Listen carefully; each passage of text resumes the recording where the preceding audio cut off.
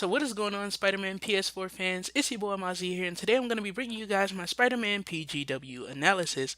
I know it's been about a week or two since this trailer went up, but I just had to do an analysis because I've been doing so well with my coverage of this game thus far, and I don't want to fall off. And this PGW trailer has led me to a bunch of interesting revelations about the story of the game, and we got a little bit of information about the game as well. Before I even was able to put out this analysis, some of the things that I was speculating about actually got confirmed. So it's pretty cool to see that I was right on the mark with some of these things. And of course, it was pretty cool to see that I was kind of off the mark with other things from previous trailers that we've gotten. But either way, let's go ahead and get into the analysis. I hope you guys enjoy it. I hope the wait was worth it and that you guys like and share it, or if you just like it or want to share your thoughts about certain things that happens in this trailer and previous trailers. Of course, my channel is a place for us to have full discussions about any games that I cover.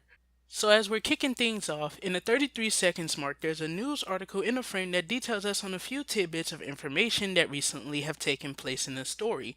The first is that Feast has been opened by Martin Lee to the public, and of course I'm gonna guess that this is being posted in Feast itself, because obviously the main thing about the article is that Feast has been open to the public. That's the big thing that it shows. But if we come down here to the bottom of this same exact picture, we get two more bits of information. And the first is that Shocker has appealed a conviction, and the second is that the mayor, which we find out in this trailer is Osborn, his approval ratings have risen. Now this has been interesting because I've never seen an iteration of Spider-Man to where Osborn is the mayor. There's so many different iterations of this story that I'm pretty sure there is one out there where he is the mayor. But this also got me questioning whether or not we'll see Goblin in this story. But there is some events that take place in this trailer that probably will answer that question, or probably could lead to the origins of Goblin in this exact universe. So we'll just have to talk about that more later. Now, 7 seconds later, at the 40 seconds mark, Miles is wearing a Midtown High School t-shirt. I just wanted to share this information because it's a little interesting, and it has got me thinking more about the idea of Miles being a playable character. Midtown is the high school that Peter is usually attending in most iterations of the story, in which he's younger and he's actually in high school with Mary Jane and things. So obviously, whether or not we will see Midtown itself in the game is something that's still questionable. We haven't gotten an opportunity to see it, but we do know that other characters may have the potential to be playable. We know that Mary Jane now from this trailer, and what got confirmed from the community director is that Mary Jane will have her own gameplay style. So if they're gonna make Mary Jane playable, I can definitely see Miles being playable. And even if it isn't as the Spider-Man, of course I would love to see something that shows us more depth with his story. I mean, we also got to see the scene in the E3 2017 trailer to where he was hanging out with his best friend, and of course he was telling him that it was time to leave the area because of course everything that was going down with Spider-Man had finished up, and maybe of course some more danger was finna go down. But I don't know if he was so like entrenched with everything that was going on because of his powers, like him also having powers and him just not revealing it yet, or did it have something to do with him probably knowing that Peter is the Spider-Man? It's definitely going to be interesting, and I could definitely see there being a possibility of Miles being trained by Peter this whole time, and he's been knowing Peter this whole time. Like, to say they're both hanging out, in this scene, he's literally being introduced to Aunt May, so I'm guessing that this is going to be his first time actually being introduced to Aunt May and working at Feast. So the possibility of Miles meeting, of course, Peter earlier than this is very, very high. Maybe he's some kind of mentor to him. Maybe, of course, Peter got invited to, like, teach him, or maybe he does some type of tutoring for Midtown itself. And Miles is, of course, engaged with Peter through that. So who knows, man? There's a huge possibility that anything could happen when it comes to Miles Morales. But I just wanted to talk about him wearing a Midtown High School t-shirt because it just shows that they're definitely integrating a lot of the stuff from the comics into this, especially since I don't think we've seen Midtown since that Spider-Man game that was on the GameCube. 2 seconds later, at 42 seconds, we get our first look at Norman Osborn, and he's pretty damn old in this universe, and that's another thing that's got me wondering whether or not we'll see Goblin in his story. But he looks like he's in his late 40s to late 50s, so what may happen in the next few scenes or the next scenes that we get to see of this exact same area. So take in everything that you see in this area, but what you get to see here, exactly what's going to go down here, I believe personally, will be the birth of Goblin in this universe. It'll be what pushes Osborn to go into Oscorp and probably finally use the serum if he's already developed it. If I'm not mistaken, the serum that turned him into Goblin in all iterations, if not most of them, is actually the same as the one that's in the Maguire movies. So if you have ever watched those movies, you know what I'm talking about. The serum was to create super soldiers. And what I mean by super soldiers is pretty much soldiers that could do a lot more than regular people. This is why his strength is comparable to Spider-Man's in those movies. And I'm just speaking for people who haven't read the comics, because people who have, about, the birth and the origin of Goblin in most universes. So, yeah. At 44 seconds, we finally get a full body shot of Willie Fisk, and goddamn, even this dude is brought over so seamlessly. He looks like he comes straight out of the comics this time around. If you remember with the Beanox game, he did look kind of close, but the Beanox game just had like some horrible ass character models. The designs and stuff just looked like they were just so rushed and so like they don't even look real, bro. They don't even look lifelike. I just remember the game looking so good in the promotional material, but playing the full game, he just looks freaking weird. He looks horrible. But this one looks like he's just so well done, and he just looks like he just comes straight out of the comics themselves. But what we hear him say here in this scene is that he's the one that has kept the streets safe. And I'm guessing that this is, of course, more towards the gang war shit that's going to be going down. And I believe we do get to see a little bit of the gang war, of course, happening in this exact trailer. So there will be a gang war portion of the story in this game, meaning that there's going to be a lot of shit to do. A lot of side missions should be possible at that point in the story, or at this point in the story. And we're just going to see these three forces. If it's Norman Osborn, Willie Fisk, and obviously Mr. Negative, then we're going to be seeing these three forces go head to head, and it's just going to lead to so many gameplay opportunities. And I definitely believe that, of course, Insomniac has the potential to bring out a full fledged gang war Spider-Man game. I feel like they have the ability to do it. Beanox tried to do it with their game. Their game fucking was ass. I'm not even gonna hold back. Their game was ass. The controls, web swinging was a little bit fun because it moved a lot faster than, of course, other web swinging in other games, because in other games you barely have control of it, but in this game it was like so fast. You had to build momentum in other games. In this game, you controlled the momentum. But other than that, man, the game was just like so bad, and it's just so clunky. But here it looks like they've already polished up everything that can possibly be polished up with the web swinging and stuff like that. So just imagine how much opportunity there's going to be when we actually finally get to play this game. Another thing going towards the gang war actually being in this story is that we did see Willie Fisk telling Spider-Man to protect his men when it came to the whole demons and the Fisk Corporation, when they was doing the construction and shit. They were attacking them. So Willie Fisk telling Peter to protect his men definitely means that there is some type of hospitality, I mean not hospitality, some kind of hostility that's going on between Willie Fisk and Mr. Negative. So with Willie Fisk being taken out, we know that Mr. Negative, from the comics and stuff, he wants to become pretty much the kingpin of the crime in Manhattan.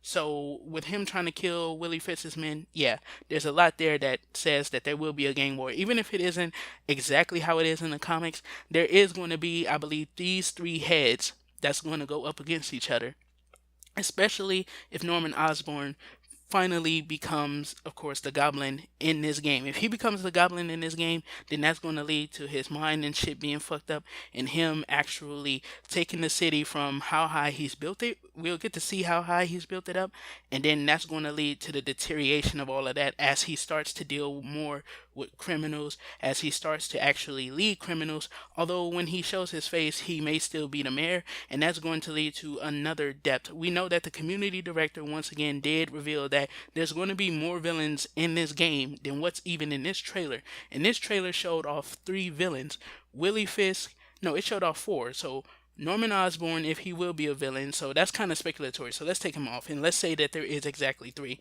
There's Shocker, Willie Fisk, and Mr. Negative. So saying that there's more villains than that, yeah. At 48 seconds, we see one of the most interesting things as far as what the story may have for us. And we see a document that's being held by Mary Jane, and she says that this is plans to use the Devil's Breath. Now, the Devil's Breath is a bioweapon. If you've ever played Resident Evil, you know what bioweapons are. You should know what bioweapons are. Although they don't really, it don't turn them into zombies, so don't think that I'm talking about like that level of Resident Evil, but it is a bioweapon. This means that this weapon attacks genes and genetics, and it can pinpoint someone specifically or even a whole bloodline of people and kill them off or infect them in ways that, like, they pretty much become it's like it can cause crippling effects to a person. So having something like that, maybe we'll see the death of Spider-Man, or maybe we'll have Spider-Man out of commission for a few levels or for a short time as he probably regains his powers. Maybe he'll lose his powers. Maybe that'll be how they play it here. And then we'll probably finally get our hands on Miles Morales. And this is one of those other story elements I was talking about here, to where I said that there's so much revealed here as far as the story goes that we may see, of course, a lot of this trailer actually lead. I mean, a lot of stuff that we see in this trailer may actually lead to actual things we'll see in the story itself.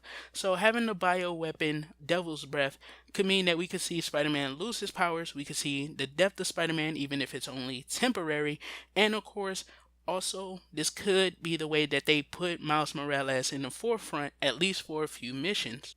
So even though it's my job to do the analysis here, I need a few of you guys to actually tell me how you feel about this stuff. Because this is where what I said earlier about a few things becoming fuzzy with the story actually comes into effect.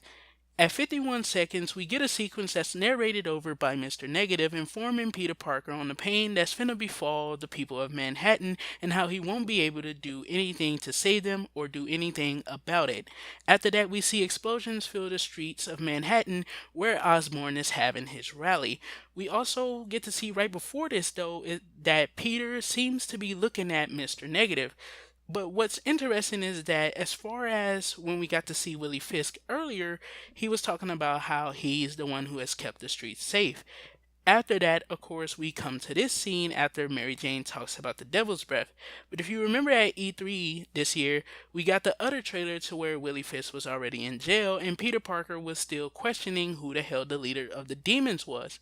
So if Peter had saw him at this rally, and if Willie Fisk actually did get arrested during the time of this rally or while this rally was happening, then exactly how in the world does he not know who the leader of the demons is if he's actually seeing Mr. Negative getting ready to discharge the explosion that we see in this portion or in this sequence? I don't really know exactly what the hell is going on with the story here, but maybe I'm just not making it all, like, I'm not putting all the links together properly, and maybe what's going to happen is there's probably going to be some earlier events. Maybe Peter Parker can't tell, or maybe it's not really showing him actually looking at him, but rather his spider senses is probably showing him or guiding him to where the danger is, and maybe we're just getting like a camera's view of it, because we do still see the effect that we see Peter going through when it actually shows Mr. Negative. The effect of the, of course, spider sense is still being shown in that scene. So I'm guessing that that's probably something that they probably could have did better with this trailer, or maybe the placement of it is kind of wrong in this trailer, but I don't know, because it looks like the rally is happening when Willie Fisk is getting arrested, but in the E3 2017 trailer, we saw Willie Fisk already in jail by the time that Peter found out who Mr. Negative actually was. So after the whole scene and debacle that went down in 51, at 105 through 106, we see Captain Unico asking for backup, followed by a whole shootout scene. And this whole shootout scene may involve the demons and, of course, the police, but we can't really tell here because I think the camera pulls back too far for us to be able to exactly tell. At 109, we get this whole sequence to where it shows the demons robbing or taking control of the Grand Central Station, and oh my god, the Grand Central Station looks fucking beautiful in this game, man. Holy shit. And skipping to 117, we see Peter saving a police officer from an exploding truck, and we also can see a guard shack in the back. So there's a lot of cuts also with demons wreaking havoc all over Manhattan. So I'm guessing that this is around the time that the gang war starts to take place in this game, because we see the demons fighting the police, we see the demons wreaking havoc throughout the streets, and there's things that we'll see later on in the trailer too, such as Peter fighting Mr. Negative on an armored truck that looks like it definitely will be involving the gang war, because why is he riding in an armored truck rather than a fast vehicle? Hell, the first time we even saw the game, we saw a lot of armored vehicles in the demons. But we may see some more, of course, forces come into this as the game progresses, and maybe they're just focusing on the demons right now because they're trying to push this idea that Mr. Negative is the main villain, when the community director already confirmed that there will be more villains than the ones that we've already saw. Now, he's just the community director. There's no way to say for certain that he knows this, but I'm going to believe the word of the community director for now, and if it gets confirmed later on by somebody else that there won't be more villains than this and Mr. Negative is the main villain, then maybe this is just stuff that has something to do with the gang war. At 119, you get to see what I mentioned earlier about Mary Jane being playable. We get to see Mary Jane enter this kind of stance to where it looks like she's going to have some type of stealth sequence here. The community director kind of confirmed to us what this is all about, so let me go ahead and give you guys pretty much a breakdown of what he said. What he said was that Mary Jane will be playable. And what's going to happen with Mary Jane is that she's a reporter, I believe, for the Daily Bugle, and when she's doing these reports, she likes to get more in there. She doesn't like to watch from afar. She doesn't like to wait for the police to come and gather information for her. No, she likes to get in there and literally gather information herself. And with that being the case, that's going to lead to stealth sequences to where we'll have to gather information. And I'm guessing what's going to happen with these kind of missions is that we're gathering information to help Spider-Man complete missions later on down the line. And I have to say, this is probably one of the best ideas I think any Spider-Man game has ever had, because most of the time Spider-Man games are so obvious, they're so hand-holding because it puts check marks.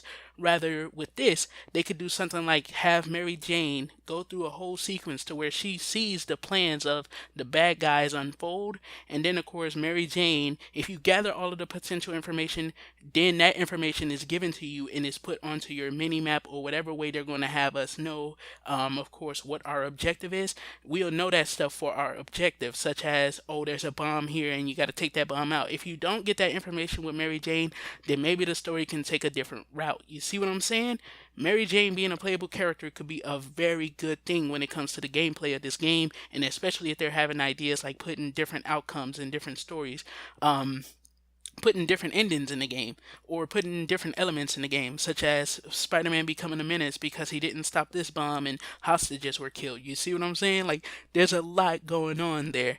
At 122, we see Mr. Negative walking through the ashes of Osborn's rally, and what I'm guessing is what we see here when it comes to the attack on this rally, once again, is going to lead Norman Osborn to using the serum to create super soldiers. We know that Oscorp is in this game because I think we saw it in the original trailer. So if Oscorp is in this game, there's a huge possibility that he will still have control over that.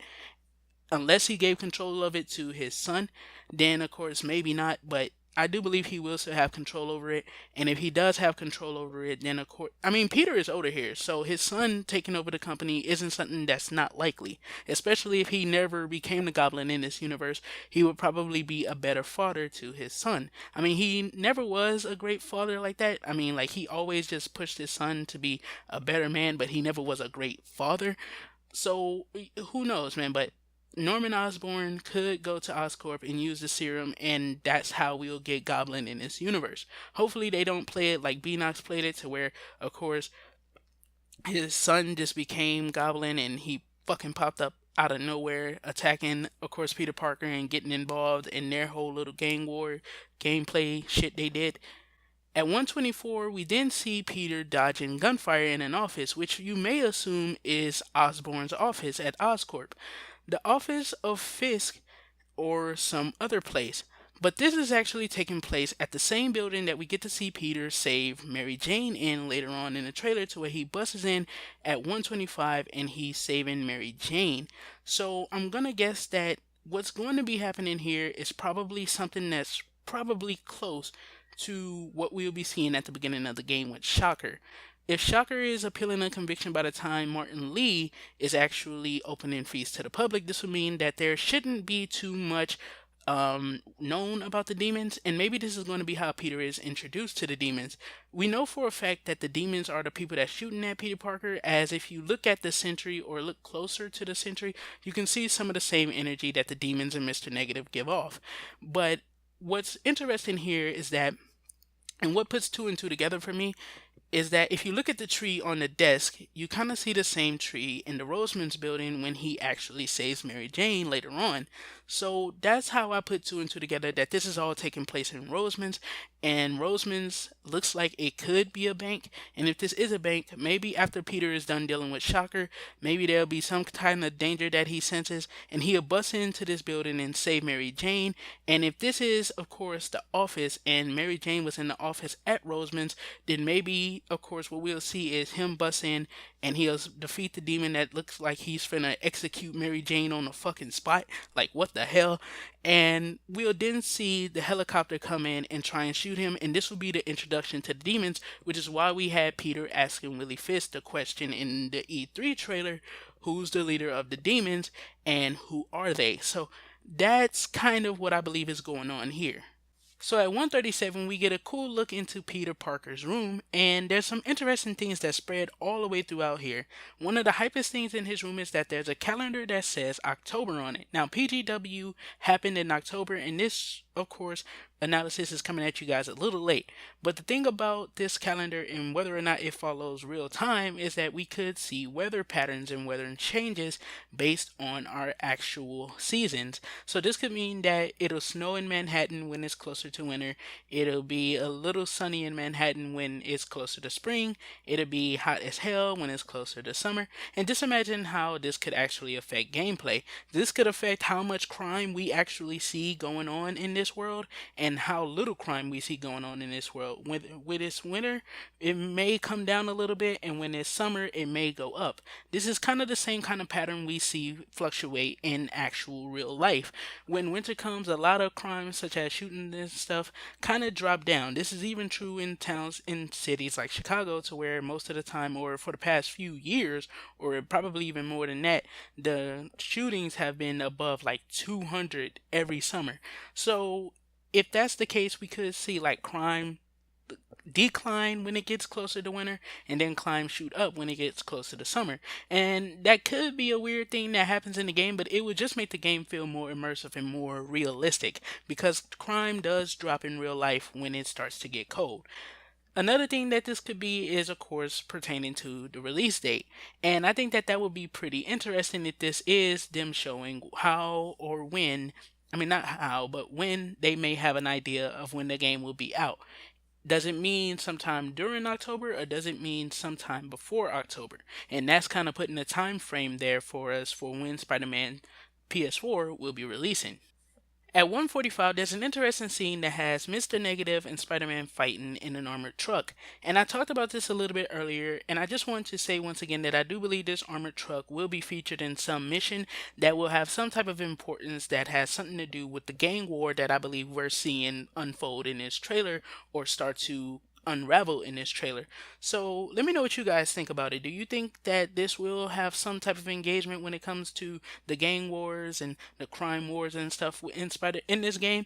Because obviously we've seen Mr. Negative before interacting with his demons and actually coming out and doing some of the actual crime, rather than just leaving it all up to the demons themselves. He has been in the field. He's been out here putting in work, if you know what I mean. So if he's out here putting in work, I could definitely see there being a mission to where, maybe there's a few trucks and stuff that goes off, and you have to find the one with Mr. Negative on it, and then that's when this scene will take place. Just something for us to actually do and have a different kind of mission. I don't remember there being ever too many missions about us in any Spider-Man game chasing, like, there's a lot of missions that involve chasing vehicles. I won't say that, but I don't remember there ever being one of so much importance like the one we see. So right at about 146, we get our first look at Shocker for this game, and I have to say that Shocker looks damn good, man. The whole metal on top of the suit to complete the finish of like his whole character design is just looking so nice. I definitely will love to see what they're gonna do with his powers and abilities, and how intuitive they're going to connect them to the level. We see that Shocker's boss fight will be taking place in a bank vault probably, or somewhere in a bank, and if they do use it in a bank vault, I would love to see some type of ricochet effect with his powers and stuff, to where every time he hits something, like, there's a possibility of it bouncing back and hitting you. And I just think that there's some cool ways to integrate his abilities here. Also, we did read earlier in that news article that he was appealing a conviction, and this is what I was talking about when I said that we do see him later on in the trailer looking like he's robbing a bank. You see here that there's obviously a bank vault here as he sends Spider-Man flying through the vault's door. So yeah, so that's gonna be the end of the analysis, guys. I hope you all enjoyed it. I had a neat time actually doing this. It actually took me a while because I had to do so many different recordings. Sometimes time constraints wasn't there. Sometimes I was off going to do some stuff for work. And then, of course, I finally got a chance to just sit down and just complete the analysis. What's today? On the 12th of November, man. Like, damn. The trailer came out, I think, on the 31st of October. So I was kind of behind, but, being able to do this still, and everyone that viewed it all the way up to this point, thank you all. You guys are the true MVPs. It's people like you who make it worth it for me to do these videos. And it is just so great to actually get another Spider-Man PS4 trailer, one that features full gameplay. The one they showed us before was a behind the scenes trailer, and I have no problems with behind the scenes trailers, but I love to see the games in action. I love to let the games speak for themselves and not let the people speak too much, because sometimes with most studios, like nowadays, it's sad to say that it's most rather than the few. We get people telling us these things and telling us and hyping us up with their games, and most of the times, like, the promise or what they're trying to tell you or what they're trying to convey the game will have, what the game will do, how far the game will stretch, and how it will definitely meet fan expectations, most of the time that winds up failing. So being able to see a game in its, like, as it's being played, and how it's going to look on the PlayStation 4 on the actual system, of course, what all we'll be able to see gameplay wise, what all we'll see story wise. I love to let the game speak for itself, because it just builds a better case than anything that anyone else can say. But this has been your boy Amaziah. Don't forget to keep. This has been your boy Amaziah. Don't forget to do a little A class game, and everything you do, don't forget to keep it A class. And I'm gonna catch you guys in the next one. How the fuck did I fuck up my outro?